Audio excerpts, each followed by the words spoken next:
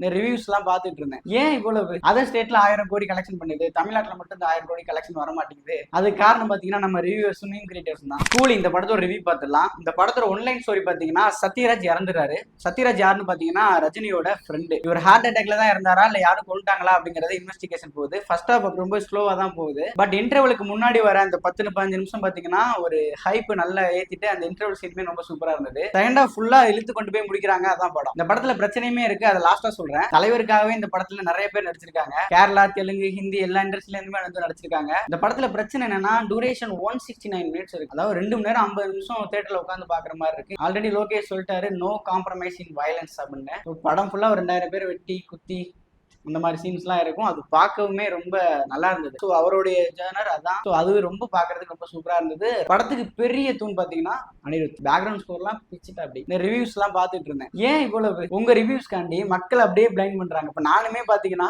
இந்த படத்துக்கு டிக்கெட் கிடைச்சிருச்சு, அதனால போனேன். ஒன் டே கழிச்சு போற மாதிரி இருந்தேன் அப்படின்னா ரிவ்யூஸ் ஃபுல்லாக பார்த்துட்டு இருக்கேன்.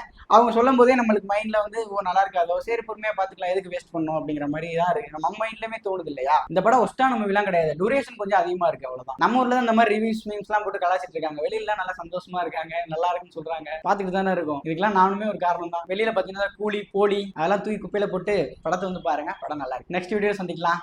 பாய்.